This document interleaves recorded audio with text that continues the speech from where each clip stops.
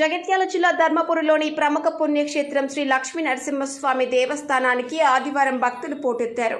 సెలవు దినం కావడంతో వేకువజామున వివిధ ప్రాంతాల నుండి వచ్చిన భక్తులు ముందుగా గోదావరి నదిలో స్నానం ఆచరించి నరసింహుణ్ణి దర్శించుకున్నారు.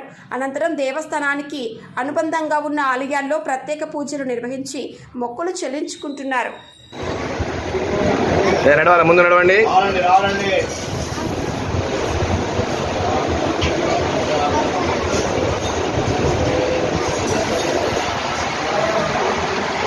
నామాల పూజ అందరికీ ఆవులపాలని నామాల పూజ